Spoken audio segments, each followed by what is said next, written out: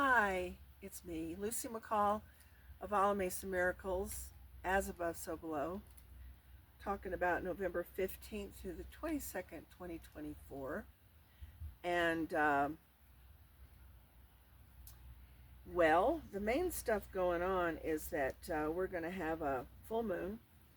That full moon is today on Friday at, what time was that going to be? Oh, yeah, 2:28 p.m. Mountain Standard Time. This full moon is one of the intense ones, y'all. Uranus conjuncting the full moon.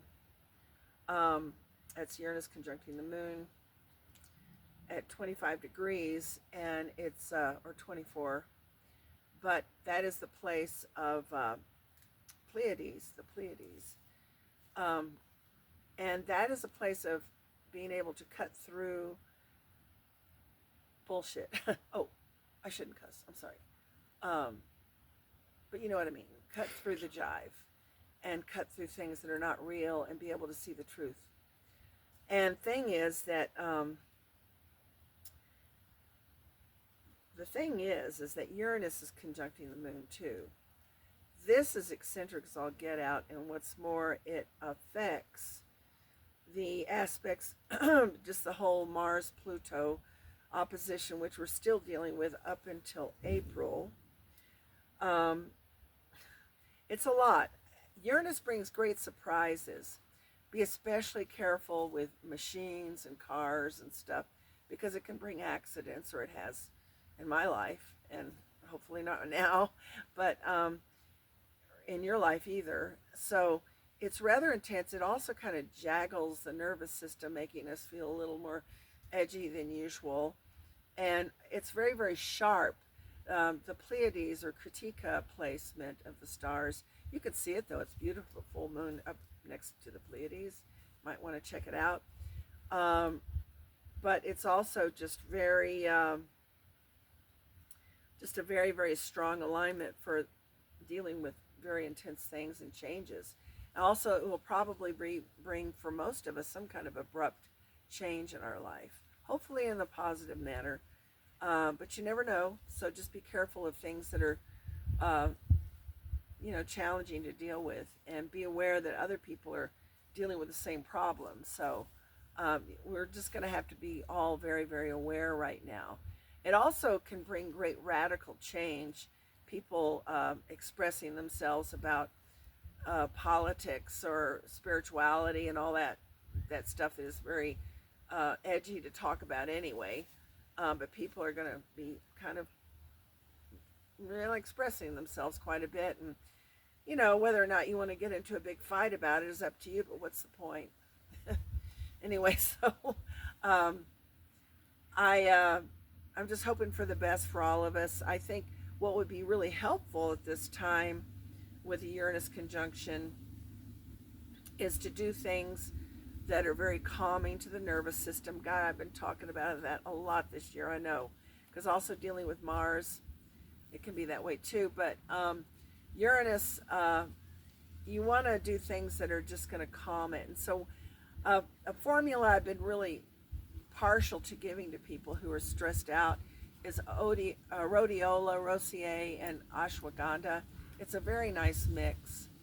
And also, I like to say that for some of us, we're going to be really stressed about whether or not or I'm already seeing that people are worried about laws coming down or affecting people that are different in some kind of way, and having people being, lay their trip on you. I can't think of any other word to say, just not allowing you to be who you are.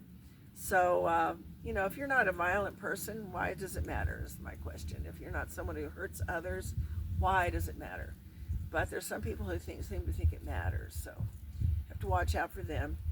But so that formula I think is really, really good. Another thing is I have learned recently that one of the sleepless problems that people are having, besides Uranus conjuncting the moon or something like that, is that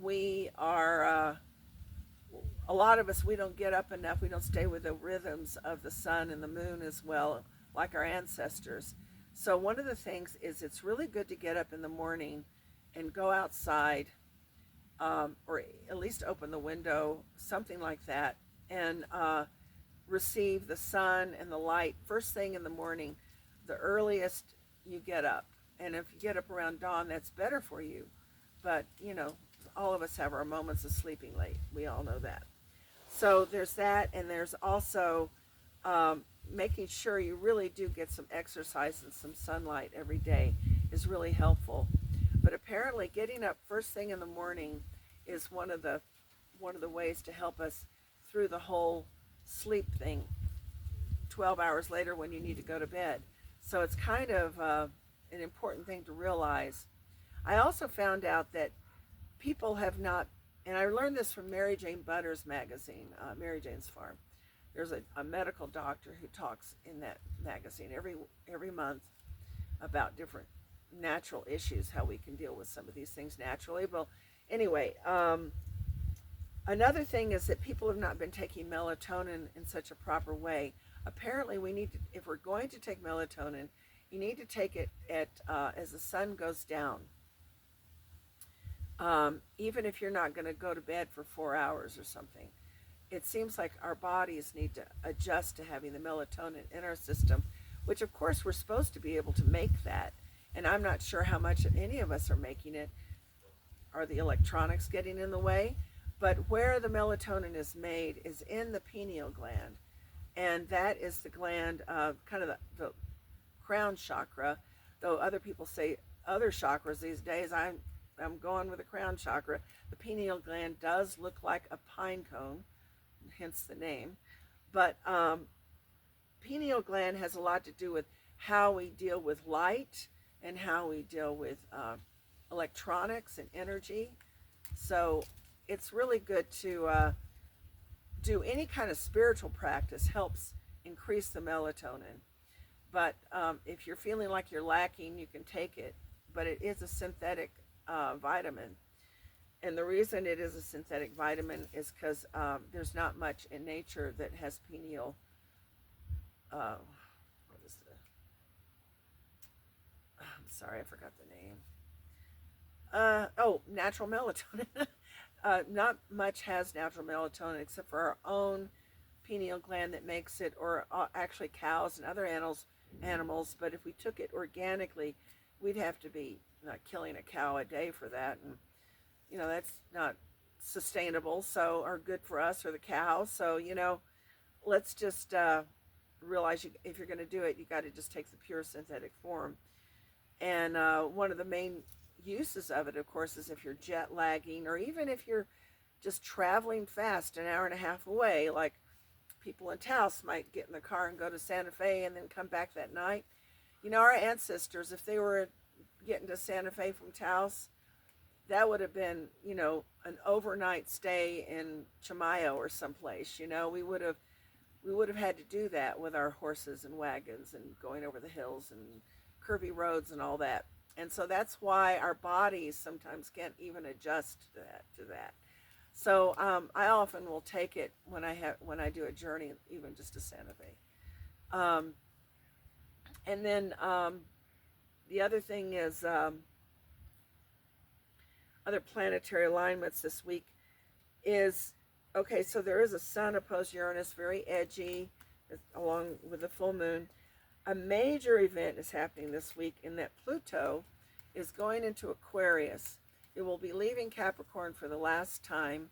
It's been retrograding back and forth for a couple of years. And we won't have it in Capricorn again for another 250 years. Unless the solar system changes in some major way. That's how it's going to be. And so Pluto in a Capricorn has been kind of hard for me, and I'm a cardinal person, so yeah, definitely. But and it's Capricorn's cardinal, but Pluto always brings up the deep, dark issues that we need to look at and relate to ourselves and find other ways of looking at things after being in a dark cave. And Pluto going into Aquarius, there's a lot of hope that it's going to be good. But on the other end of it, how do we feel about things like AI? Aquarius rules a lot of the modern electronic age that we're in, and technology and all that. So a lot of astrologers that are better at following the news and the politics, like Chris Brennan, um, are just saying, or Nick Dagon, I think is Nick Best. They're very good at just keeping track with it, with what's going on in the world in relationship to the planets.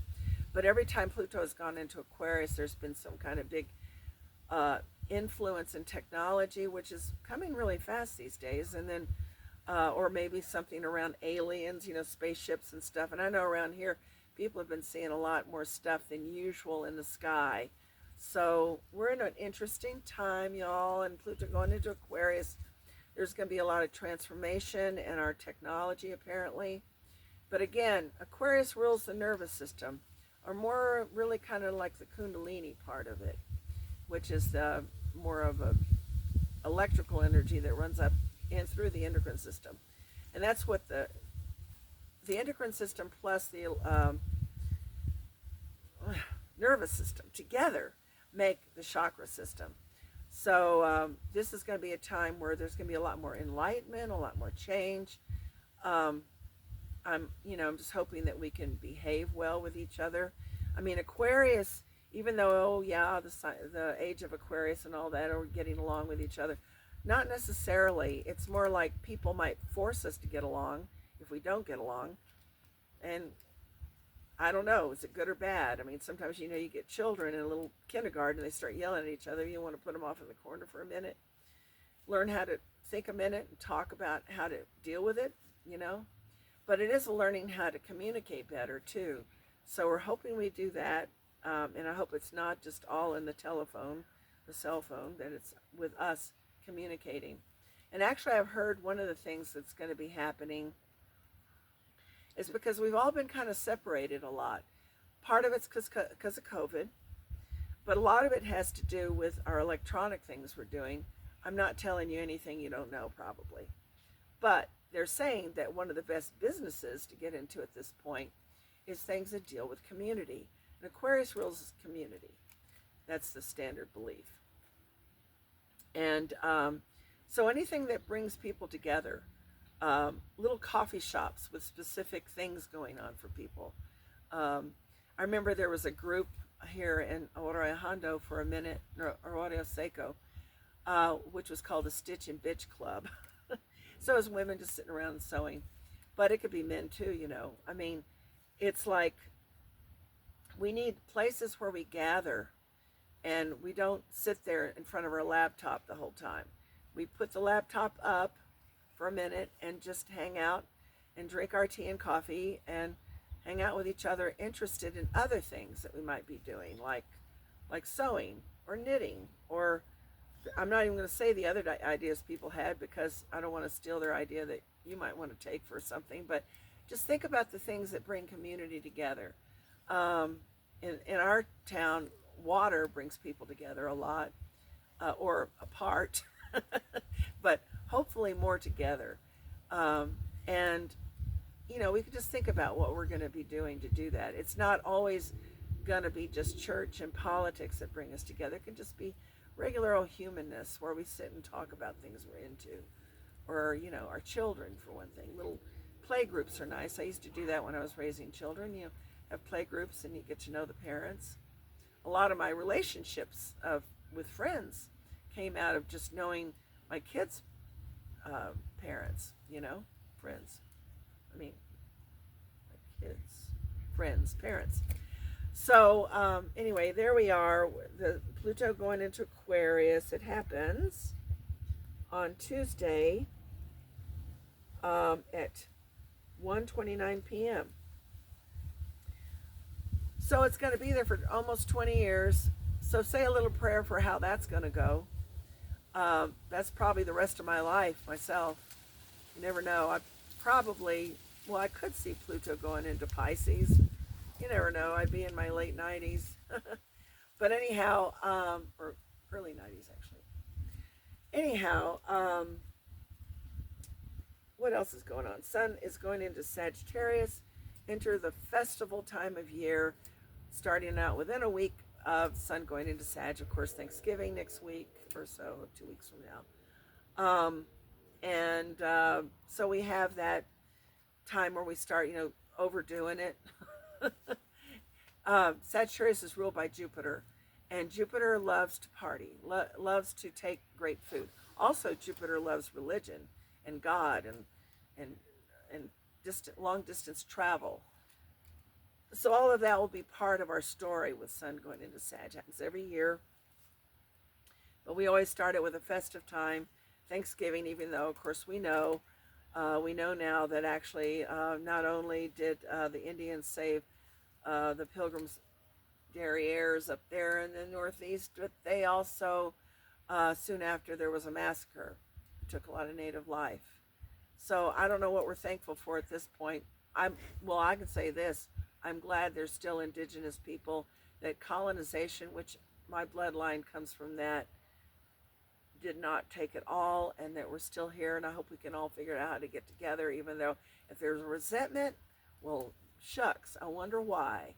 We have to work on that. We have to just find peace with it, all of it. I mean, I'll say for my own race, we need to find peace with that and get over it, and also acceptance that there might be some rage. What are you going to do? Now, in the meantime, we also have the lovely Mars opposed Pluto going on forever and ever and ever, actually till April. It's been just too long, and it deals with warmongers, but it also can deal with our own deep psychological stuff we need to deal with. Every time we have a lot of Scorpio energy or a lot of Mars Pluto energy, people start facing the molestations, the sexual abuse, all kinds of weird shit that's happened. Excuse me, I'm cussing again. I guess it's the planets, but anyhow, we go through that, and it's just like in the 80s when there was a whole bunch of Scorpio and Capricorn, or late 80s. We had, and then went into the 90s with this. And luckily, Pluto is in its shortest time in Scorpio, which is about all we can take. It's its rulership. It's when everyone started like digging up their childhood and looking deep into what had happened and why we're all so weird. But then what also happened during that time is AIDS, which is an illness related to sexual transmission, a lot of it, though it's mainly in the blood. But there was also more and more molestation, so that you meet the people of that generation, and they have those stories. They all have those stories. And it's just, anyway, we have to deal with that old story. It's an old story that we can't repress anymore. It's out in the open, no hiding it. So we have all that going on right now with Pluto, and there's also a Venus sextile Saturn. Hopefully you get some art done. Anyway, what else can I say about how we can take care of ourselves? I think one of the things that is just so powerful, and really dealing with Scorpio still, the sun's still in Scorpio, it is a time to look into our endocrine system more. To me, Pluto rules the endocrine system, so that's modern astrology, right? We didn't know what hormones were until about the time Pluto was discovered. We didn't know a lot about it. We started after that really learning, and then there were drugs made for it. But there's always been herbs for it that are very nourishing and healing and can really take the edge off. It takes longer to get there, so why not start early, especially if you're preparing your body to go through some kind of hormonal shift. Maybe it's puberty. Maybe it is menopause for women. Men, they say, have their own kind. It's just when the whole sexual energy shifts the other way. Well, hormone, it's all fiery and ready to go. But anyway, all of it has a certain amount of stress to it, and there's a lot more endocrine problems than there used to be. So one of the things is to be doing omega-3 oils of all sorts. All sorts. Just take care of that, for sure. That's like evening primrose oil is one of my favorite. Borage oil is really good. Flax is good and good for everyone.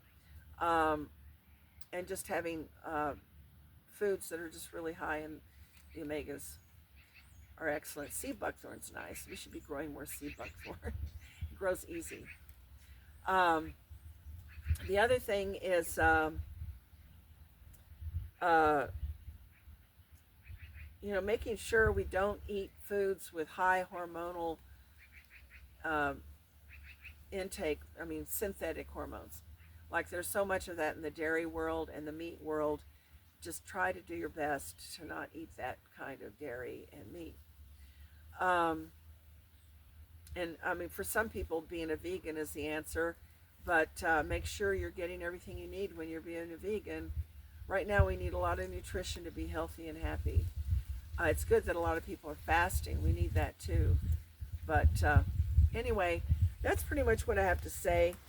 Big changes this week. Big full moon. Um, Pluto going into Aquarius. Um, and the other thing we have to realize is that as Pluto goes into Aquarius, the ingress is it sextiles the sun and it opposes Mars. So it's going to be a big influence, and the next 2 weeks are going to be especially powerful about what everything is settling into. Pretty soon, Pluto will be trining Uranus, as that's down the road when Uranus goes into Gemini, will be a trine. That will be supposed to be a pretty good time for us, but it's not yet. And right now, just take good care of yourself, okay?